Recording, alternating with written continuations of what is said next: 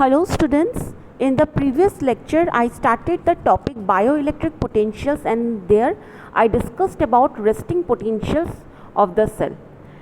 Now in this lecture I will be discussing about the action potential. So before proceeding to the action potential, let me again summarize what happens in the resting potential of the cell. So in the resting potential of the cell you have seen that outside of this cell we have higher concentration of sodium ions, and because of the higher concentration of sodium ions outside the cell we have positive potential outside the cell, whereas the concentration of potassium ions is higher inside the cell, and the inside the cell is having the negative potential, and the resting potential is always measured from the inside with respect to the outside body fluids. So this is the point you should remember, because now I will be telling you what happens in action potential. Now in action potential what happens, suppose any section of the cell, if any section of the cell gets excited because of the external energy, if some external energy is applied and because of that some section of the cell gets excited, what happens? Because of that the property or the characteristic of the cell membrane gets changed. Initially the cell membrane was not allowing sodium ions to pass through it, it was only allowing potassium and chloride ions to pass through it. But now because of the excitation, what will happen? The cell membrane property will get changed. The cell membrane property will get changed and it will allow sodium ions to pass through it as well as potassium and chloride ions, so it will pass only. Now what happens? Because of the concentration gradient, because higher amount of sodium ions are present outside the cell, and because the semi permeability or the nature or the characteristic of this cell membrane has changed, what will happen? Higher amount of sodium ions will try to rush inside the cell.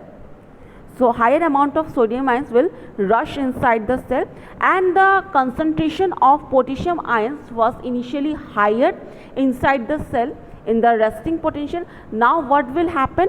It will try to come out of the cell to maintain the concentration balance. But the movement of potassium ions with respect to the sodium ions, the movement of this potassium ions with respect to the sodium ions is not as rapid, and because of that a larger amount of sodium ions is present inside the cell, and there is a concentration imbalance of potassium ions also, and because of that we have positive potential inside the cell as compared to the outside of the cell. So this positive potential, slightly positive potential is present inside the cell, and it is because of the imbalance of potassium ions, and this potential it is known as the action potential, and it is approximately equal to 20 millivolt. So a cell that has been excited by some external energy, and if that cell is displaying an action potential, then that cell is said to be depolarized. So what happened? When the cell is showing resting potential, we say that the cell is polarized, and when the cell is excited and it is displaying action potential, we say the cell is depolarized. Let me show you the graph. Initially the cell is, this is the graph which is actually displaying, this is the voltage, and this is the time. X-axis is representing the time and y-axis is representing the voltage. So this is the action potential waveform graph. So what this graph is showing, initially the cell is in resting potential, means the cell is in polarized state. Now after excitation, after some sort of excitation is given to the cell will display, the cell will get excited and it will display action potential, and we will say that the cell is said to be depolarized. And the process of changing from resting state to this action potential state, this process is called depolarization. The process of changing of the cell from polarized state to depolarized state is called depolarization, or you can say from resting potential state to action potential state, that process is called depolarization. So here also you can see, as I have told you, that this action potential, if you measure the action potential from inside the cell with respect to the outside, since the inside of the cell is positive, so the action potential will always come out to be positive, whereas in the resting potential state the inside of the cell was negative, that's why the resting potential was negative. So here if you measure the action potential from inside the cell with respect to the outside body fluids, you will get approximately about 20 millivolt. So this was about action potential. Now once the cell is completely depolarized, means the movement of sodium ions into the sodium ions into the cell has stopped, means the cell is completely depolarized. Then the membrane of this cell will again revert back to its original property, means it won't allow any more sodium ions to pass through it. Now what is happening? There is higher concentration of sodium ions inside the cell and lower concentration of sodium ions outside the cell.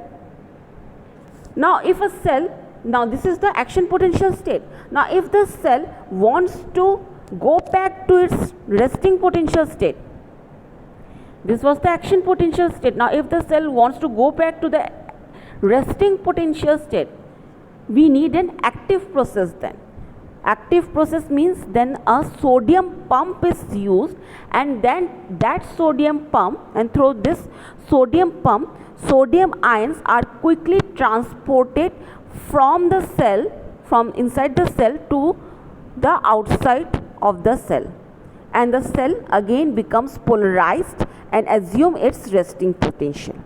So the process of, so this process is called repolarization, means the process of changing from action potential state to the resting potential state, this process is called repolarization.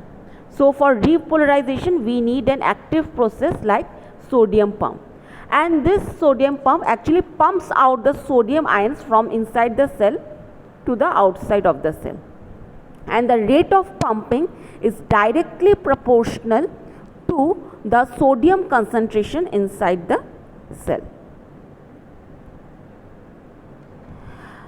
Now as you can see, this whole graph is drawn in the time scale.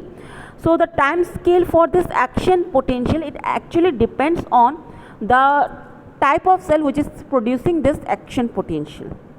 That is the nerve, in case of nerve and muscle cells, if the nerve and muscle cells are producing the action potential, then this time scale is very small, means the repolarization occurs rapidly following this depolarization. This repolarization occurs rapidly following the depolarization, and we get to see a spike of as little as 1 millisecond.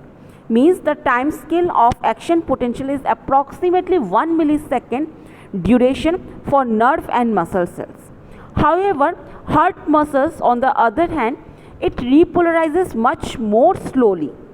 That is, the time scale of action potential for the heart muscle cells is much more as compared to the nerve and muscle cells. That is, it is about 150 to 300 milliseconds. It is about 150 to 300 milliseconds. So this time scale is more. Now as I have told you how the cell undergoes how the cell displays the action potential, how the cell goes into the depolarized state, that is when some external form of energy is applied to the cell. Now regardless of the method by which a cell is excited. It does not depend on the method by which a cell is excited or the intensity of the stimulus. So regardless of the intensity of the stimulus that is exciting the cell, as well as the method by which the cell is getting excited, the action potential is always same for any given cell. So for any given cell, the action potential will always be same. The peak of the value of the action potential will always be same for any given cell. It doesn't matter how much intensity of energy is applied to the cell or what method is used for exciting the cell. So this is called as all or nothing law. Now after this active action potential, let me rub it. Okay, now after this action potential, so once the cell goes back into the resting potential state, so there is a brief period of time, during which the cell will not respond to any form of new stimulus. It is not going to respond to any new stimulus or any excitation. It is not going to get excited. After following this action potential, the cell is not going to get excited by any new stimulus, and this period is called absolute refractory period, and it lasts for about, say in nerve cells, it lasts for about 1 millisecond. And following this absolute refractory period, that is after this absolute refractory period, we have relative refractory period for the cell. Relative refractory period for the cell, during which what happens, another action potential can be triggered. After this absolute refractory period, we have relative refractory period where the cell may again get excited, but for that a much stronger stimulation is needed for exciting the cell. Only if the stimulus is stronger, much stronger, then only the cell will get excited in the relative refractory period. And for nerve cells, for example, for nerve cells, this relative refractory period lasts for several milliseconds. So this was all about bioelectric potentials. In bioelectric potentials, we study about resting potentials, action potentials. I told you how the electrochemical activity takes place, how the cell gets excited, how the potential develops, everything. So I'm ending this class here. In the next class I'll discuss about how this action potentials propagate through the cells. Well, I'm ending this class here. Thank you.